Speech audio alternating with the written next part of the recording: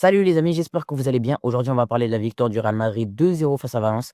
Un Real Madrid triste, un Real Madrid qui ne rassure pas, qui fait peur. Aujourd'hui, rien ne m'a plu dans ce match à part un seul joueur. Et pendant que les Parisiens ont pu profiter d'une victoire 5-0 face à l'OM, qu'on a eu un magnifique choc en PL entre City et Liverpool, et que les fans du Barça ont profité d'une magnifique victoire 3-0 face à Mallorca, nous, on a dû se taper cette purge. Ce match était horrible à avoir joué. Je vous assure que si vous ne l'avez pas vu, vous avez rien raté. Surtout la première mi-temps.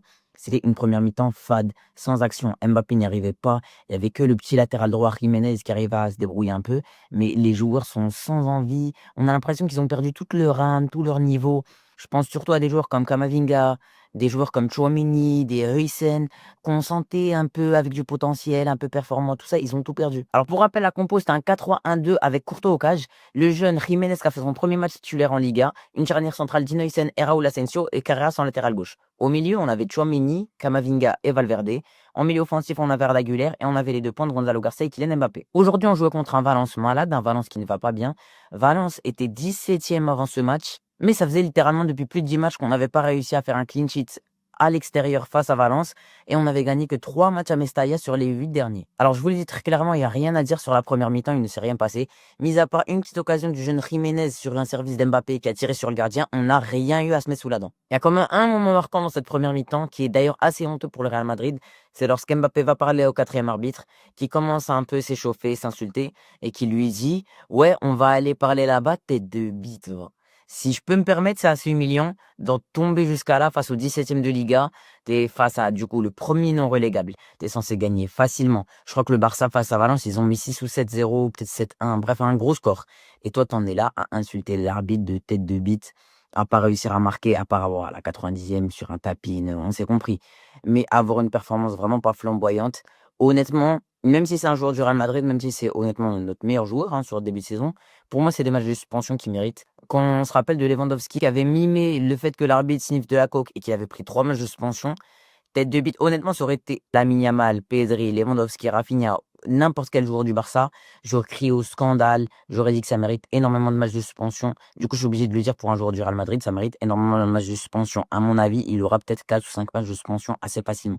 Maintenant, en deuxième mi-temps, on n'a pas eu grand-chose. On a eu l'entrée de Trent, assez intéressant dans l'ensemble, qui a fait un plutôt bon match, enfin une plutôt bonne entrée, avec quelques passes intéressantes, quelques débordements. Rien de fou, hein. C'est vraiment pas un Trent à 100%, mais c'est déjà bien. On a failli encaisser un but à cause de Fran Beltran, qui a eu deux, trois grosses occasions d'ailleurs, hein. Chaque fois, c'est passé à deux doigts, mais c'est pas rentré. Et je pense qu'on serait pris le but du 1-0, on aurait perdu, je ne rigole même pas. Bon, le Real Madrid n'arrivait pas à battre le bus de Valence jusqu'à la 70e minute. Et ce coup de génie de Carreras qui va venir et qui va pénétrer dans la surface, qui va passer deux, trois défenseurs avec certes de la réussite. Le ballon lui revient dessus, les rebonds sont favorables, mais ça reste un beau but. Il dribble deux, trois défenseurs, une frappe placée, petit filet, petit pont. Et à partir de ce moment-là, à partir du 1-0, on savait que c'était gagné. On voyait clairement que Valence avait un peu abandonné le match. On voyait que le Real avait beaucoup plus de contrôle, même si Valence a eu une occasion vers la fin du match. Tu sentais que c'était foutu pour eux. Vers la fin du match, Brahim rentre. Il déborde, il fait une passe à Mbappé qui mule de 0 et qui conforte sa place en tant que meilleur buteur. 43 buts en 35 matchs pour Kylian Mbappé cette saison, dont 12 penalties, mais ça reste 43 buts. Alors si je dois faire mes top et flop de ce match côté Real Madrid, man of the match, le premier top, c'est Carreras. Assez bon en défense. En attaque, c'est lui qui met le premier but. Il a été assez percutant. Honnêtement, c'est le seul vrai top. C'est le seul qui a vraiment bien joué. Mais comme on est censé faire 3 tops, on va dire qu'il y en a 3. En deuxième, je mets Jiménez, le jeune de la Castilla. C'est un de ses premiers matchs en tant que titulaire en Liga. Et il a fait vraiment un bon match. En tout cas, sa première mi-temps était très bonne. Il a eu une belle action. Dommage qu'il a tiré sur le gardien. En sachant qu'on a tout le temps des problèmes avec Carvajal et Trent qui sont souvent blessés. Et Valverde qui n'aime pas jouer là-bas. Ça pourrait être une bonne possibilité s'il a vraiment un beau potentiel. Et en troisième, je mets Brahim, qui a plutôt fait une bonne entrée. Il fait une passe décisive. Je crois que sur les 2 derniers matchs, il a 2 passes D alors que c'est 2 entrées. Voilà, c'est assez flagrant. Si je mets un entrant qui a joué 10 minutes dans les 3 tops, c'est compliqué. On est vraiment nul, on va pas se mentir. En flop, c'est assez simple. Je vais tâcher d'en dire que 3 parce que j'ai pas envie d'abuser. Et Tchouaméni, comme à son habitude, hein, j'ai envie de dire Tchouaméni qui est vraiment nul, qui a fait un mauvais match. Il était pas bon à la relance. Il était pas bon dans la création. Il était pas bon en défense. Face au 17e de Liga, Tchouaméni était vraiment faible. Comme Kamavinga.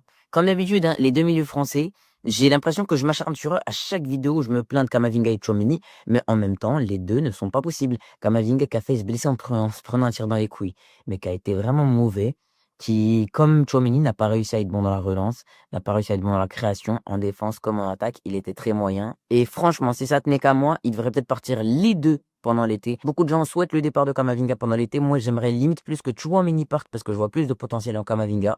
Mais à choisir, je préfère que les deux partent. Parce que ce genre de joueurs qui n'ont plus l'âme, qui n'ont plus l'envie de jouer au Real Madrid, qui n'ont plus la hargne, j'ai l'impression que c'est des joueurs qui ont déjà réussi, qui ont déjà percé et qui du coup se battent plus sur le terrain pour gagner leur place. Parce qu'ils ont déjà leur place, ils sont déjà multimillionnaires, ils ont déjà gagné une ou deux Ligues des Champions. Du coup, ils se reposent trop sur leurs acquis. Ensuite, on a Arda Güler. Ça, c'est pour tous les gens qui disaient que Arda Güler est très bon. Et c'est juste à cause du retour de Bellingham qu'Arda Güler est mauvais. Et ils osent critiquer Bellingham pour soutenir Arda Güler. Arda Güler a fait un très mauvais match à la création. Il était nul. Là, c'était son seul job. Il y avait 3 milieux défensifs derrière lui pour lui donner la seule tâche de réussir à créer des choses, à faire des bonnes passes à Mbappé et à Gonzalo Garcia. Il a été vraiment mauvais dans ce boulot. Il n'a pas réussi à assez aider Mbappé et Gonzalo Garcia. Ils étaient trop seuls. Il ne les a pas fournis ni en passe, ni en possibilité, ni en ouverture, ni en espace. Il n'a servi à rien. Et de manière générale, si on veut faire un enseignement de ce match, c'est que le niveau du Real a vraiment régressé, qu'on est vraiment nul, on est faible, on est triste. Regardez les matchs du Real Madrid pour un supporter actuellement, c'est triste. C'est désolant quand tu vois les matchs face au Benfica, face à Albacete, face à Talavera, maintenant face à Valence, on a galéré face au 17e. Et de manière générale, le niveau de la Liga a tellement régressé. Moi, je me rappelle à l'époque, tu voyais qu'il y avait le Real, le Barça, l'Atlético un peu derrière. C'était les grands clubs de Liga qui vraiment tout le temps se tapaient le podium. Parfois, l'Atlético réussissait à gagner la Liga. On avait quand même quelques clubs historiques de Liga qui étaient là chaque année pour taper 4e, 5e, 6e place, pour faire un peu les outsiders. On avait le FC Séville qui a gagné je ne sais combien d'Europa League sur ces dernières années. On avait le Betis qui eux aussi souvent allait chercher un top 4. On avait Valence qui eux aussi ont cherché pas mal d'Europa League qui étaient vraiment bons. On avait Villarreal qui sont encore bons, hein, mais qui à l'époque avait réussi à gagner une Europa League face à Manchester United. Maintenant, Séville, je crois, est 14e. Valence est 17e. On avait même Gérone qui, l'espace d'une saison, avait failli nous faire une Leicester en gagnant la Liga. Mais maintenant, il y a le Real et le Barça qui, eux aussi, ont régressé. Le Real et le Barça de 2026, c'est 10 fois moins fort que le Real et le Barça de 2016. Mais il y a le Real, il y a le Barça et il y a le reste. Quand tu vois que ce Real-là a 12 points d'avance sur le troisième, a 12 points d'avance sur l'Atlético, c'est désolant. On va voir le positif. Comptablement, on revient à 1 point du Barça. On a mis 12 points d'avance à l'Atlético de Madrid.